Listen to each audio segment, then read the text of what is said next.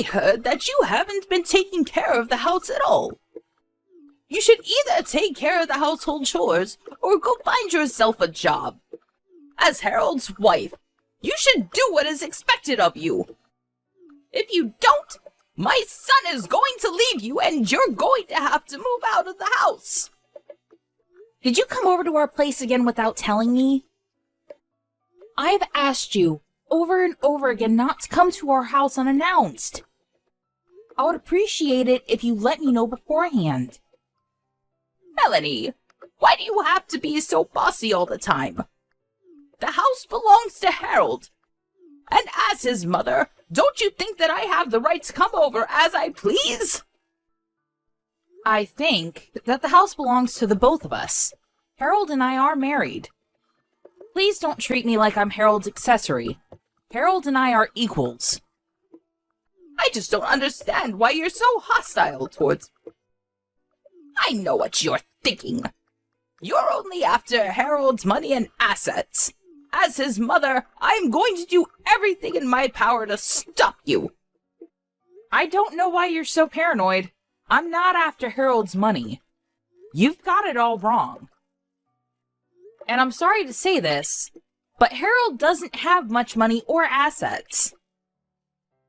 What do you mean by that? If Harold really doesn't have much money, it's because you spent it all. You're exploiting him. I don't understand where you're coming from. Why are you messaging me anyway? What do you need? I'm still working, so if you don't need anything specific, I'm going to go now. Harold told me that you don't do any of the household chores, which is why I've been coming over to the house when I can. I've been making him dinner. I prepared many things today so that it will last a while, and so that Harold doesn't have to worry about making his own dinner. I made the meals for Harold, so please don't eat them yourself. You really didn't have to go through all that trouble, but thank you anyway. Harold has a lot of time on his hands, so I'm sure that he has more than enough time to help out around the house and cook meals himself. How could you say such a thing? Harold works until midnight every day.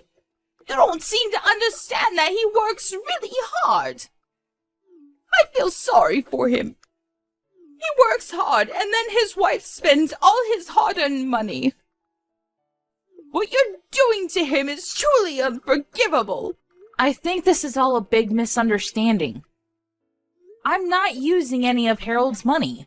It's the other way around. We're both living off of my earnings. I think it's about time you saw the truth about your son. He's not as perfect as you think. You should sit down and talk with him. Harold told me not to take your words seriously. Did he really say that to you? He did, and I believe what he tells me. I'm not going to allow you to continue to live off Harold's hard-earned money.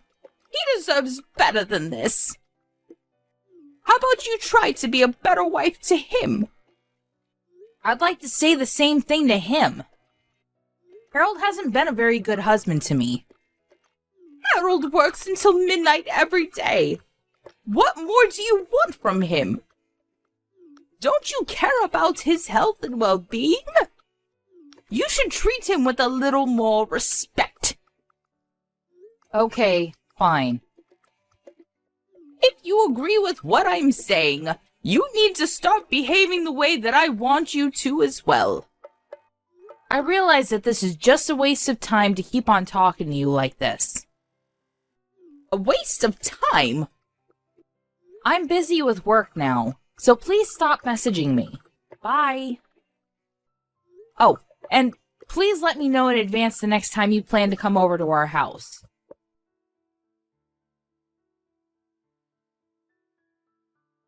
Why didn't you come home last night?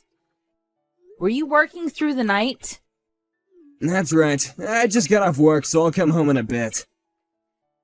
I know that you let your mother come over to our house again. I asked you to tell me when she comes over. Why did you try to hide it from me? I wasn't hiding anything. Besides, why do I have to let you know every time my mother comes over? She's my mother, not some stranger. Even if it's your mother, I'd like to know in advance. I don't like people showing up at our house unannounced. Well, it's my house too. I don't always have to follow your rules. It's my mother. You have nothing to worry about. Why do you care so much? I don't get along with your mother well. I'd rather she not show up at our house. Let me know the next time you plan on having her over. Okay, whatever. By the way, I need some money. Will you give me some, please? Why? What happened to the salary that you earned? It's not payday just yet. I have a couple more days to go. I need some money before then, so please. You'd better not go gambling again with my hard-earned money. I won't, I promise. You got nothing to worry about. I think that I have every reason to be worried. I won't forgive you if I find out later that you used my money on gambling. I need $1,000. I am not going to give you such a large amount of money. I'd like to make some time to sit down with your mother and talk, the three of us. I can't continue to go on like this. I need to go. Later. Just leave the money that I asked you for at home. I really need the money. Are you even listening to me?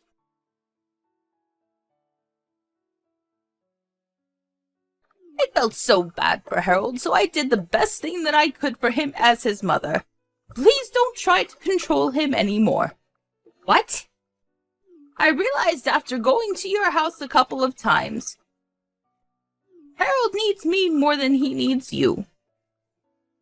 I don't understand where this is coming from. What are you talking about? I want you to pack up your things and move out of the house. I can't have you living off Harold's anymore like some parasite. You're not making any sense to me right now. Tell me what's going on. I need you to explain it to me. You guys are divorced now. What the hell? Why am I hearing about this from you and not Harold? I found the divorce papers at your house, so I took the liberty of filing them for you. It's what you wanted, right? Seeing that you had the divorce papers filled out and ready. Does this mean that you went into our bedroom and went through our stuff? How could you? You're right. I did have the divorce papers ready. I knew that things with Harold and I weren't going well, and I wanted the option of ending our marriage if it ended up being the case. Well, I filed them for you, so there's no need for you to worry about that anymore. You and Harold are back to being strangers now. That's why I'm asking you to pack up your things and move out. I cannot believe that you filed the divorce papers without asking our permission. What you did is ludicrous. I didn't expect you to take things this far. Well, I couldn't bear to see Harold so unhappy in his marriage anymore. You should be grateful that Harold put up with you for so long and let you stay in his beautiful home. It's now time for you to leave. I don't understand why you're so self-righteous. Are you sure that you made the right choice here? Harold is going to be the one to suffer if I leave him. I'll be just fine on my own. You're going to regret the fact that you filed those papers. I'm not going to regret anything. It was the best thing for Harold. Don't you know how much Harold makes in a month? His monthly salary is $10,000. Are you sure about that? I'm the one preparing all of his meals right now, and if you stop taking his money, his entire salary will be mine. That's why we're both happy to see you go. I don't know why Harold married you in the first place. You didn't do anything for him, and all you do is spend his money. Now hurry up and leave our house. I want you out of here ASAP. Okay, fine. I'll move out as you wish. Good luck to the two of you then. We don't need any luck.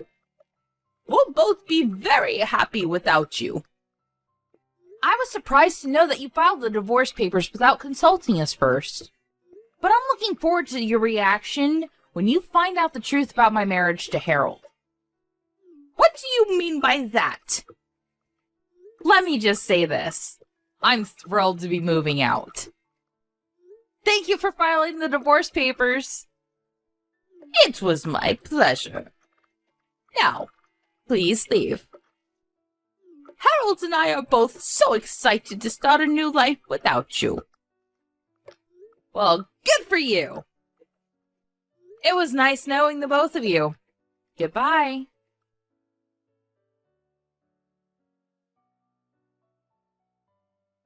Melanie, may I have a word with you? There's something that I want to check with you. I'm sorry, but I have nothing to say to you. Bye. Wait a second. There's no need for you to be so rude to me. It's about the rent. What about the rent? The lease agreement has been changed over to your name now, so there's really no need for you to involve me. Yes.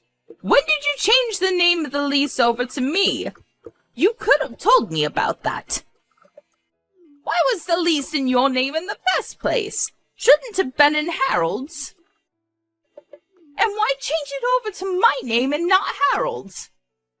It just doesn't make any sense to me. Well, Harold works part-time at a convenience store. He's not qualified to put his name on the lease agreement. What? I didn't know that Harold worked at a convenience store. What do you mean by part-time? You said that you wanted to talk to me about the rent. Are you going to tell me that you can't afford to pay the rent or something? Yes, that's right. How did you know? Do you know why there's no money in Harold's bank account? It just doesn't make any sense. Actually, it makes perfect sense to me. Harold doesn't have any real money, which is why he doesn't have any savings. But it's not something to get all nervous about.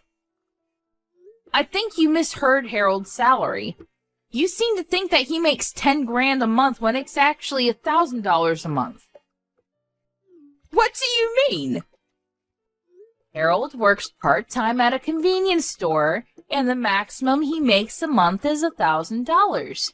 Sometimes less than that. What made you think that he made 10 times that amount? I bet you're lying to me. Harold's salary can't be that low.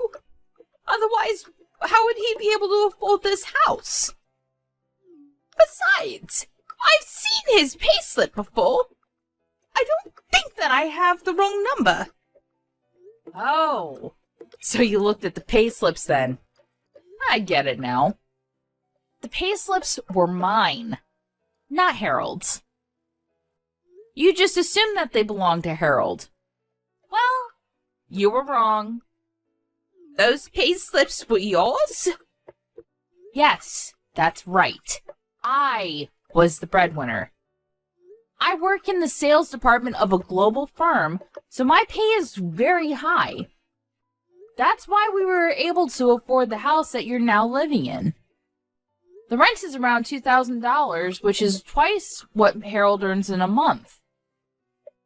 I knew that Harold wouldn't be able to pay the rent once I moved out, which is why I put your name on the lease agreement. Don't tell me that you quit your job. This is all new to me. I didn't know that you were the one making all the money. I can't believe this. How are Harold and I going to pay for our living expenses then? There's no way that the two of us could live off the $1,000 that Harold brings in each month. I thought he made 10 times that amount, which is why I quit my job. And I just finished selling my house. Did the proceeds from selling the house get wired to Harold's bank account by any chance? Yes. Is that a problem? with money, so I had Harold take care of it all. He was more than happy to. Well, I bet he's gambled all that money already. What? I have a stable job, and I have no money troubles like Harold. I didn't need him in my life to live happily. Harold used to have a good job, but then he embezzled some money and got caught. He was penniless after he paid the company compensation for the damages caused. He was also fired from his job, naturally. After that, he started gambling and borrowed money to go to casinos. Now, he has a lot of debt. When we were still married, I helped him out with his money troubles, but now that we're strangers, none of this is my concern. Why am I only hearing about this now? When did Harold start gambling, and why didn't you tell me? Well, he recently started working at that convenience store, and I thought that he was trying to better himself, but he's been going to casinos in the mornings when he isn't at work. Basically, he's using all his money on gambling. He hasn't changed his old habits. Casinos? You were so proud of Harold for working so late at night. But it's just at a convenience store and he isn't making the kind of money that you wish for. Harold isn't working long hours. He's simply in charge of the night shifts at the convenience store. I work much harder than he does and I get paid well too. I'm sure that there are college students out there that are making more money than Harold. I wish you the best of luck with everything. It seems that I had it all wrong. That's what I've been trying to tell you all this time, but you wouldn't listen to me. I'm sorry that I didn't take you seriously before. I'll pay more attention to you now. So would you please forgive us and come home? I realize how much you've been doing for Harold and I. It would mean a lot to me if you moved back in with us. And I'd really appreciate it if you could help pay the rent of this house. Why in the world would I do that after the way you treated me? No way! It is too late to try to be nice to me. I know that it's just an act and that you're only after my money. I already moved into a fabulous new place and I am very happy living on my own. I can't believe that I used to live with Harold. Life on my own is so much more comfortable and enjoyable. I should have divorced him sooner instead of waiting for you to file those papers. I'm very grateful to you for filing those papers, though. So thank you for taking care of it. You don't need to thank me for that. It'd make me much happier if you got back together with Harold. You used to be married to him. Don't you worry that he doesn't have enough money to live off of? I don't know what to do. How am I supposed to pay for everything? You need to help us. Melanie, please! Well, like you said, we're strangers now, so I don't think that I can do anything for you. You told me that I was a parasite and that I should move out. I took your advice and moved out. Shouldn't you be satisfied with that? Asking you to move out was a mistake. I take it back. I'm really sorry. Please, forgive me and move back home. I'm sorry, but it's just too late. There's not anything you can say to change my mind. Please figure things out with Harold. I'll stay out of your life like you wanted me to. Goodbye now. Harold is a new parasite in your life. Enjoy!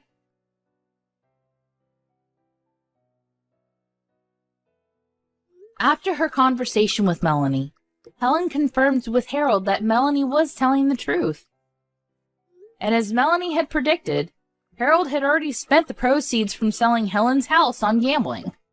The money was gone. So Helen no longer had the money to buy back her old house even if she wanted to. For obvious reasons, Helen and Harold were not able to afford the rent of their current home and had no choice but to move out. They even had to pay a penalty fee to the landlord because they were late in paying the rent. Helen and Harold ended up on the streets, and although Helen had hoped to live a happy life using Harold's money, she ended up living a life of despair. It doesn't seem like it would be easy for either of them to get stable jobs.